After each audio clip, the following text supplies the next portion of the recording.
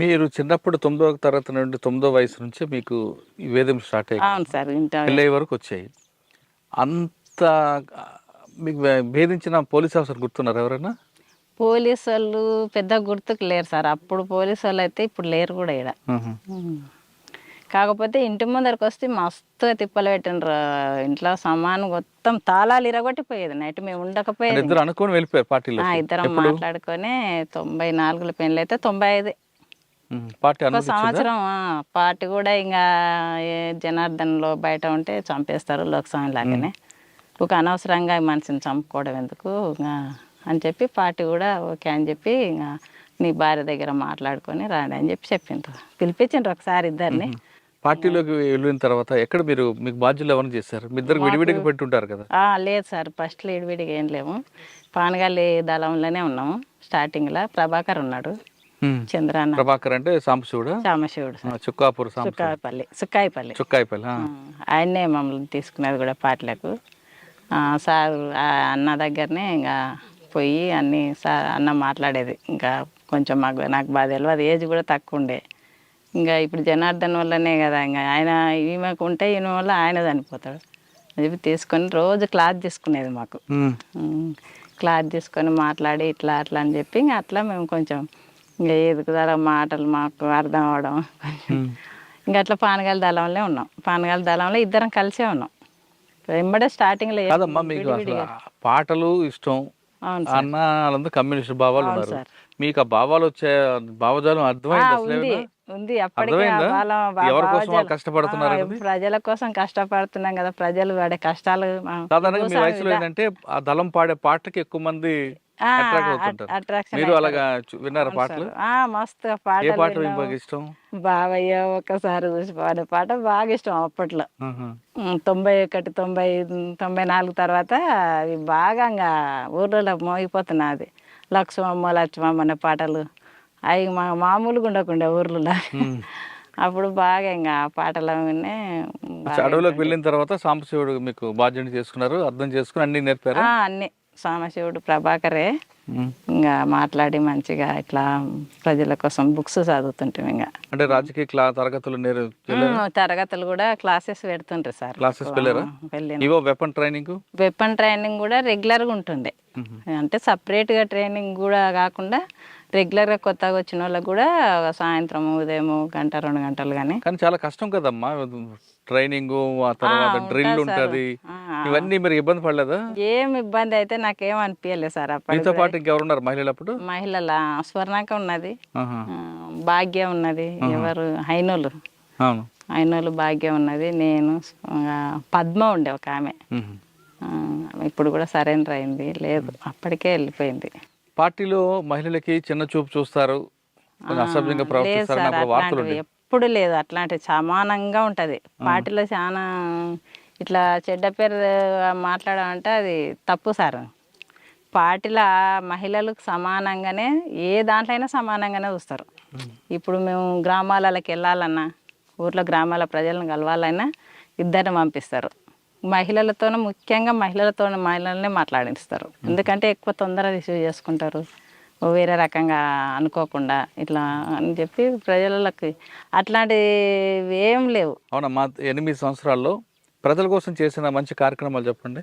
ప్రజల కోసం అంటే ఇక్కడ అజిలాపురంలో 1000 ఎకరాల పొలం ఉంది సార్. దాని ఊర్లో బాగా తిరుగుబాటు. అప్పుడు మేము కలకుర్తి దళంలో ఉన్నాం. అప్పుడు ఎవరున్నారు? అశోక్ ఉన్నాడు.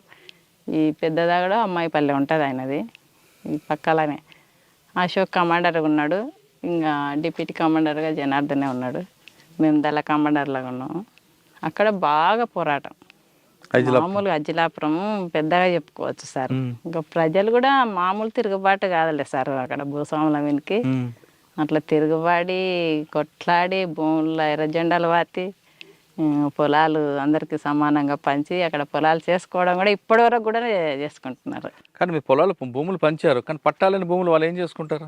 పట్టాలు లేని భూములు అంటే ఇంకా ప్రభుత్వం ఇవ్వాలి సార్. అది ప్రభుత్వం కరెక్టే. మరి మీరు భూములు పంచి వెళ్ళిపోతారు, ప్రభుత్వం అంటది కానీ ఇట్లనే వచ్చి మళ్ళీ ప్రజలకు చైతన్యవంతం చేయడము, మీ భూములు మీరు గట్టిగా నిలబడి కొట్లాడుకోవాలి ఇట్లా ప్రభుత్వం మీదకైనా అని చెప్పి వాళ్ళతో మాట్లాడి చెప్పి జెండాలు వాతిచ్చి వాళ్ళని పొలాలు చేసుకోండి, మీరు ఎంతవరకైనా తగ్గొద్దు దేనికి అని చెప్పి ధైర్యం చెప్పి. కానీ ఆ క్రమంలో మీరు మోహన్ రెడ్డి అని ఒక భూ యజమాని బాగా కొట్టారట కదా?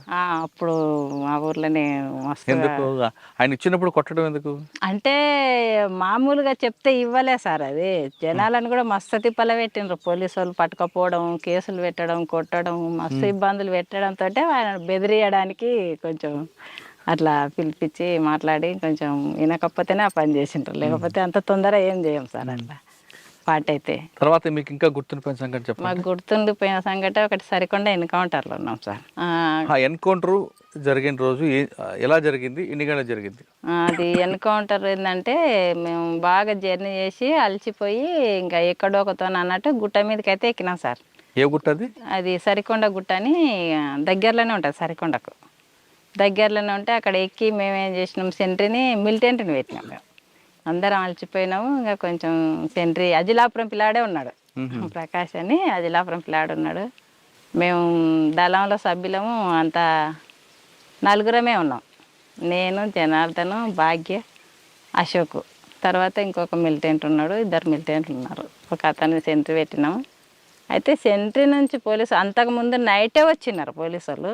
అప్పటికి అక్కడ గ్రామంలో మీటింగ్ పెట్టింటివి, సరికొండ గ్రామంలో మీటింగ్ పెట్టి ఏం చేసినామంటే మేము ఇంకా రూట్ తెలియక నైట్ తిరిగి మళ్ళీ సరికొండకు దగ్గరలోనే గుట్ట మీద ఉన్నాం.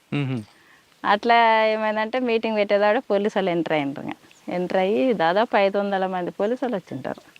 మొత్తం గుట్ట మీద మేము ఎప్పుడైతే టిఫిన్ చేసుకోవాలని చెప్పి పల్లీలు పోయిన పెట్టినాం.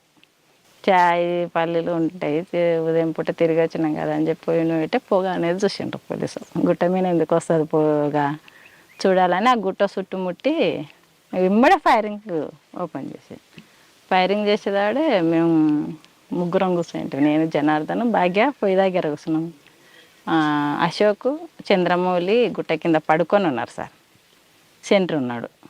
అయితే ఎమ్మడే ఫైరింగ్ అయితే పోలీసు వాళ్ళు వచ్చిందని మేము వెపన్స్ అందుకొని, నా దగ్గర డబల్ బ్యారల్ ఉన్నది, ఏటీఎం జనార్దన్ దగ్గర ఉన్నది, 303 అది 303 ఉన్నది, ఏటీఎం ఆమె భాగ్య దగ్గర ఉన్నది. ఇంకా ఇట్లా ఉన్న తర్వాత ఎమ్మడే అశోక్, చంద్రమౌళి లేచి కూర్చున్నారు గుట్ట కింద, గుండి కింద పడుకొని ఉన్నా కూడా. కూర్చున్న తర్వాత అయినా పోలీసు వాళ్ళు ఎక్కువ మంది కాబట్టి మాకెళ్ళి నుంచి ఎమ్మడే ఫైరింగ్ ఒకతలకు పట్టుకోవడానికి ఉరికొస్తున్నారు. ఉరికొస్తుంటే ఎమ్మడే జనార్దన్ నాది స్ట్రక్ అయింది, ఎమ్మడే ఫైరింగ్ చేసేదాడే డబల్ బ్యారల్ అది లోపలికే ఇక్కపోయి వస్తలేదు. ఇంకా జనార్దన్ తీసుకొని వేరేది ఏటీఎంతో ఫైరింగ్ చేస్తే పోలీసు వాళ్ళు ఆడికైనా మస్తు ఫైరింగ్ పట్టుకోవడాలని చెప్పి మా దిక్కు నుంచి ఫైరింగ్ రాకుంటే మమ్మల్ని పట్టేసుకుందేలే, మా దిక్కు నుంచి ఫైరింగ్ పోకుంటే అసలు మమ్మల్ని పట్టుకోవాలనే వస్తున్నారు. అంటే చాలా మంది పోలీసులు ఉన్నారు కదా సార్. ఇంకా ఫైరింగ్తో నుంచి అప్పటికి మాకెళ్ళి ఎప్పుడైతే అశోక్ మాకు దెబ్బలు తాకినాయి, బాంబులు వేసిండ్రు మా ముందర ఇట్లా పడ్డాయి, మాకు ఇవన్నీ దెబ్బలు అవే సార్, మకానికి తాకినాయి వల్ల గాయాలు అవే. నాకు, భాగ్యకు, జనార్దన్ తాకినాయి కానీ తక్కువ తాకినాయి, మాకు ఇద్దరికి ఎక్కువ తాకినాయి, నాకు, భాగ్యకు. మాకు ముఖానికి మాకు రక్తాలు కారుతుంటే అశోక్ కమాండర్ చూస్తున్నాడు ఊక ఫైరింగ్ చేసుకుంటే, ఇక్కడ మా ముఖం ఎప్పుడైతే మళ్ళీండో ఆయనను కొట్టేసిండ్రు. అశోక్ చనిపోయిండు ఆయన. అశోక్, చంద్రమౌళి ఇద్దరు పక్కనే ఉన్నారు. మాకు గాయాలు అయినట్టు ఎప్పుడైతే ఇక్కడ మళ్ళీండో అక్కడ నుంచి ఆయనకు ఎమ్మడ తగిలింది. ఇంకా మేమేమనుకుంటే మాకు పడిపోయింది కాబట్టి కనవాలేడు గుండె కింద, అరే అన్న పోయినట్టున్నాడు, మనం కూడా ఎట్లా కలిగి తప్పించుకోవాలని చెప్పి మేము ఒక బాగా గుంత ఉన్నతోనే ముగ్గురం దిగినాం. అయినా మాకు శాతం అయితే లేదు, ఇంకా అప్పటికి బ్లడ్ బాగా పోయింది. ఇంకా వాగులకు దిగినాం. వాగులకు దిగిన తర్వాత ఆడ ట్యాబ్లెట్స్ ఉంటాయి సార్ మాకు, బ్లడ్ ఆగిపోవడానికి ట్యాబ్లెట్ వద్దనే ఉంటుంది. అవి వాగుల వాటర్ కాలువ పొంటి పోతుంటే ఆ వాటర్ నీళ్ళు తాగి ఆ ట్యాబ్లెట్ తీసుకొని ఇంకా భాగ్యకు అసలు నడవనికనే వస్తలేదు కాళ్ళకు దాకి. ఇంకా భాగ్య వేపను నా వేపను జనార్దనే పట్టుకున్నాడు. ఇంకా కిందికి దిగినాక కూడా కింద పోలీసులే ఉన్నారు, అతలకు దాటినాం. దాటి ఇక్కడ కూడా పోలీసు ఉన్నారు. ఇంకా మనం కింద వాగులో పోతే పట్టుకుంటారని చెప్పి అట్లనే గుట్ట మీదనే ఊరు అంచుకొని దిగినాం, సరికొండ అంచుకొని దిగినాం. దిగి మళ్ళీ జనార్దన్ మమ్మల్ని పక్కన పెట్టి ఊర్లోకి వెళ్ళిపోయిండు సార్. ఊర్లోకి వెళ్ళిపోతే ఊర్లో భయపడుతున్నారు, ఊర్లో కూడా పోలీసు వాళ్ళు ఉన్నారు సార్ అని. ఊర్లో భయపడుతుంటే ఏం కాదు పోలీసు వాళ్ళు ఉంటాయని చెప్పి వాళ్ళ దగ్గరకు పోయి ఇంత సల్ల పట్టుకొచ్చిండు. ఏదన్నా తాగకపోతే ఇంకా పోలేము మనం అని చెప్పి చల్ల పట్టుకొచ్చిండు. వాళ్ళని కొంచెం బెదిరించిండు. ఇకపోతే తర్వాత మళ్ళీ తీసుకుపోండి అన్న, ఇటుకి వెళ్ళే ఉండరు పోలీసుల భయానికే మేము భయపడుతున్నాం అని చెప్పిండ్రు. వాళ్ళే మళ్ళీ చీరలు కూడా తెచ్చిచ్చిండ్రు. మేము యూనిఫామ్ మీద ఉన్నాం కదా సార్, చీరలు కూడా ఇస్తే ఆ చీరలు డ్రెస్సులు మార్చుకొని చీరలు కట్టుకొని మళ్ళీ పగలే రోడ్డు దాటిచ్చిండ్రు. అతనికి అది నాగిల్ అని ఉంటుంది, సరికొండ నుంచి నాగిల రోడ్డు దాటింది. వాళ్ళే దాటిచ్చిండ్రు. మళ్ళీ ఊరోళ్ళే వాళ్ళ అంచనా గదులుకపోయి మీరు ఎట్లనా కానీ